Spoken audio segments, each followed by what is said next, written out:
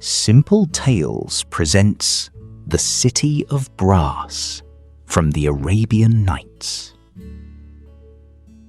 Long ago, during the reign of a great caliph, stories were told of wonders hidden beyond the edges of the known world. Among the most fascinating were tales of the mighty prophet King Solomon, who was said to command not only men and beasts, but also the jinn themselves. According to legend, Solomon had imprisoned rebellious jinn inside brass vessels sealed with his sacred signet. The caliph became curious. Were these vessels real, or were they merely stories carried across the desert by travelers and dreamers? To learn the truth, he summoned Emir Musa, a wise and capable leader, and ordered him to journey westward into the vast wilderness beyond the borders of civilization. His task was simple: find the brass vessels of Solomon and bring them back. So Musa gathered guides, soldiers, scholars, and servants, and together they set out across the desert. For many days they traveled beneath a burning sun. The land stretched endlessly in every direction. Sand covered ancient roads. Winds erased footprints almost as soon as they were made. As they pressed onward, they began to discover strange ruins. Broken columns rose from the dunes. Crumbling palaces stood abandoned beneath the sky. In some places, they found weathered inscriptions carved into stone. One read, "I possessed armies and treasures beyond counting. Death came and all was taken from me." Another declared, "I ruled over kingdoms and commanded countless servants. Today I dwell beneath the earth, and my palace belongs to silence." The travelers grew uneasy. Every ruin seemed to speak the same message. Power fades. Wealth vanishes. Time conquers all. Still, Musa continued forward. Weeks later, the expedition reached a barren region where no villages stood and no birds flew overhead. There, on the horizon, they saw something extraordinary. A city. Its towering walls shone like gold beneath the sunlight. As they drew closer, they realized the walls were not made of gold at all. They were made of brass. The city of brass. The gates were sealed shut. No smoke rose from within. No voices could be heard. The city appeared untouched, yet completely silent. The travelers called out. No answer came. They searched for an entrance, but found none. At last, one man volunteered to climb the wall. He scaled the brass surface and reached the top. For a moment, he stood motionless. Then he began laughing. The others below called to him, asking what he could see. The man did not answer. Instead, he spread his arms as though greeting invisible friends and threw himself from the wall. He struck the ground and died. The expedition was horrified. A second climber attempted the ascent. When he reached the summit, the same thing happened. He stared into the city, smiled strangely, and leaped to his death. The travelers were terrified. Some believed spirits guarded the city. Others begged Musa to abandon the quest. But Musa refused. Carefully, they continued searching until they discovered a hidden passage that allowed them to enter without climbing the walls.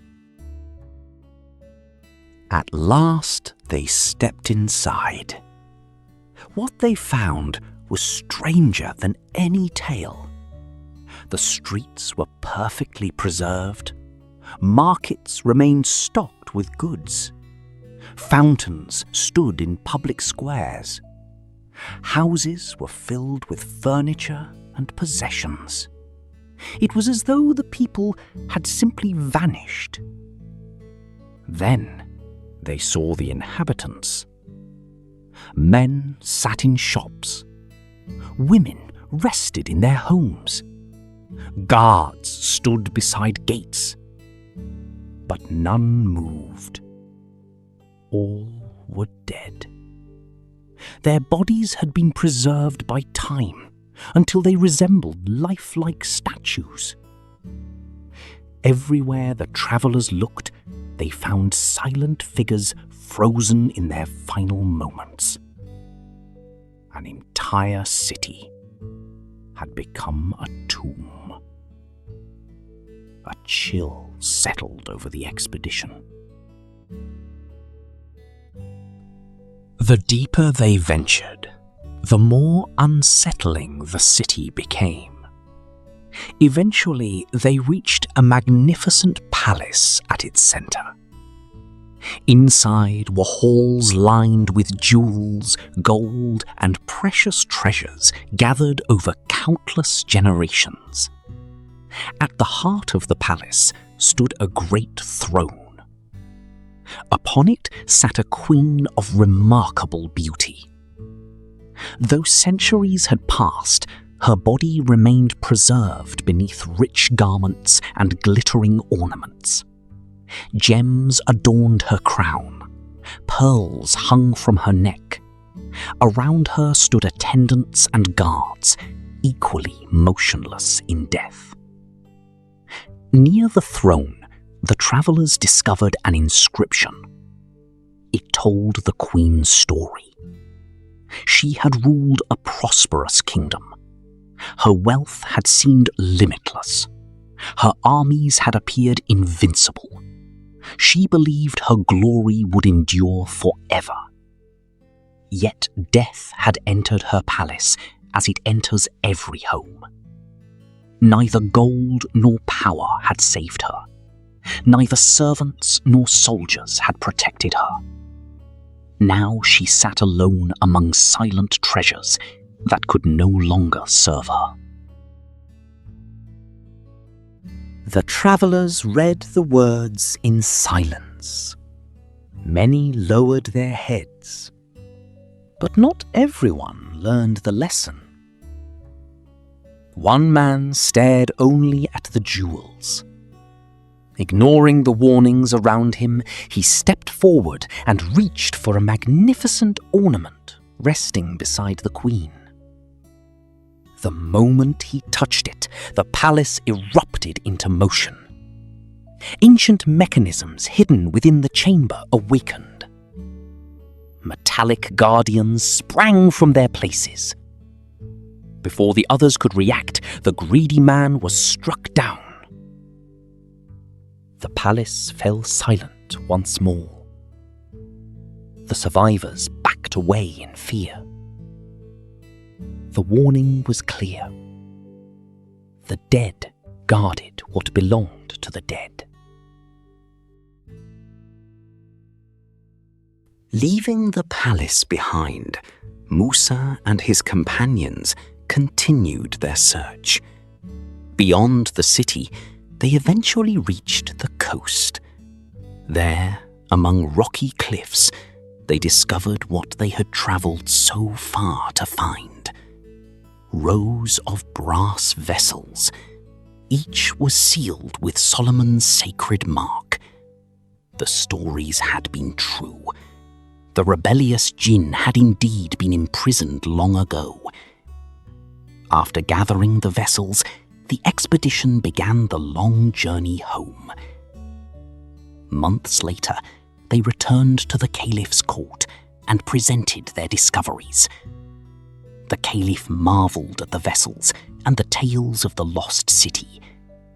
When some of the seals were opened, jinn emerged in swirling clouds of smoke. But unlike the rebellious spirits of old stories, these jinn did not seek vengeance. Centuries of imprisonment had humbled them. They begged forgiveness and vanished into the winds. The caliph listened carefully as Musa recounted everything he had witnessed. The ruined kingdoms, the silent city, the dead queen upon her throne, the warnings carved into stone.